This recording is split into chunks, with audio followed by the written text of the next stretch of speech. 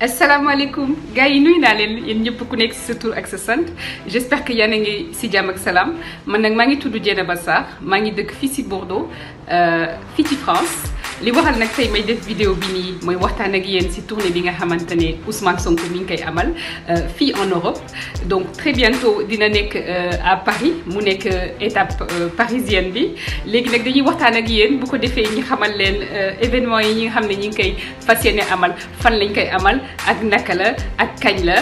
léegi nag du ñu def lu dul ma bàyyi leen ak sama benn xarit bu baax bi nga xamante ne mi ngi tudd Mamadou Moustapha Diouf moom mi ngi dëkk PACA Provence-Alpes Côte d'Azur fii ci France Moustapha nag dina waxtaan ak yéen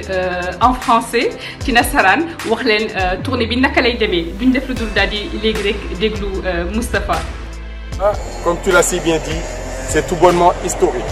Un événement exceptionnel, mobilisation exceptionnelle. De la Côte d'Azur où je me situe, je puis t'assurer que les 13 sections de France sont sur le pied de guerre pour réserver un accueil unique à leur leader, Ousmane Sonko. Après ces étapes du Canada, des États-Unis et de l'Espagne, cap donc sur la France, Paris, la ville lumière, où tous les patriotes sont en effervescence pour battre encore de nouveaux records d'affluence comme ils ont l'habitude de le faire. Le programme du leader des patriotes a été dévoilé. Après des rencontres importantes avec des leaders, des personnalités de France, le leader des Patriotes convie tous les Sénégalais à une conférence débat à Sciences Po Paris le vendredi 23 au soir pour une conférence débat sur le thème de la souveraineté autour de panélistes de haut niveau où les idées du leader des Patriotes seront challengées comme il a l'habitude de le proposer. Le lendemain, ce sera au Doc Pullman, au 50 avenue du Président Wilson, à partir de l'après-midi, où un méga meeting sera organisé où tous les Sénégalais sont conviés avec leur pièce d'identité bien évidemment pour battre là encore de nouveaux records sur une campagne de parrainage où PASTEF ne finit plus d'étonner.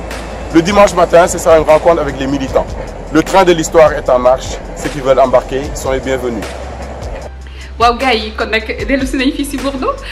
Moustapha waxtaan nag yéen wax na leen naka la ak fan la fii ci France léegi nag dañuy dem ba ci côté Metz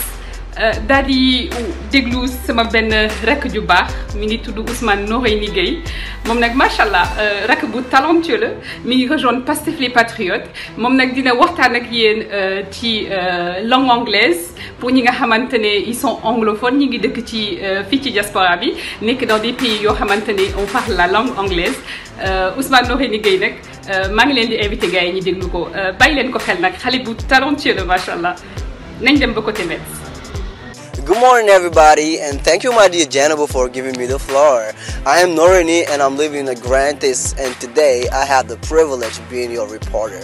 So ladies and gentlemen, what I have to talk about today is about Ousmane Sonko's coming in Europe. I mean, as you all know, he has been in the United States of America, in Canada, and soon from 23rd of November to the 25th he will be in France. Ladies and gentlemen, I have the privilege talking about Ousmane Sonko's tour in Europe. And as you all know, from the first day, I mean the Friday, he will be having the privilege having a lecture where he will be talking about African sovereignty. And ladies and gentlemen, there will be a lot of intellectuals from Senegal, Africa, and everywhere in the world.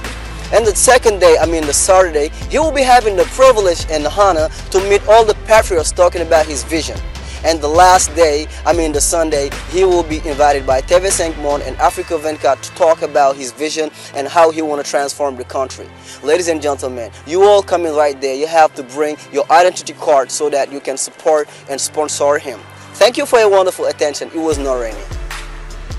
waaw sama gars yi léegi nag dellu si nañu fii ci Bordeaux Ousmane Noreyni ñoo ko déggandoo wax na leen naka la ak fan la ci anglais léegi nag du ma def dul wax leen ne leen que Ousmane Sonko donc étape bi c'est en France fii à Paris rappelez leen juste date yi peut-être donc c'est le 23 le 24 ak le 25 novembre boo leen demee ci suñu page Pastef les Patriotes suñu page Facebook di ngeen fa am plus de détails bu ko defee di ngeen gën a xam événement yi dates yi ak lieux yi fan la Ousmane Sonko nag tournée bi ça se du yam rek fii ci France biir Europe gars yi dina dem Espagne dina dem Belgique dina dem Italie dina dem aussi en Suisse donc boo leen ko mënulee gis fii mën ngeen dem fekk ko ci dëkk yooyu léegi nag du ma def lu dul rek waxtaan ak sama mbokk jigéen yi mënuma conclure sans waxtaan ak jigéen yi yéen jigéen yi li ma leen di ñaan mooy ngeen ñëw à Paris ngeen fekk si ñu foofu ngeen dooleel ñu parce que loolu dañ ko soxla man dama gëm ne jigéen fu mu nekk rek doole dafay am donc je vous invite vraiment à venir nous retrouver bu fekkee ne yéen a ngi hésité amatul parce que enjeu bi dafa énorme ñoo leen Paris ngeen déglu Ousmane Sonko ngeen rencontré militants yi bu ko defee ñi wan leen mun leen wax lan mooy suñu projet de société pour le Sénégal donc gars yi daal voilà ñoo ko déggandoo c'est important maa ngi leen di ñaan ngeen ñëw venez nombreux nous retrouver à Paris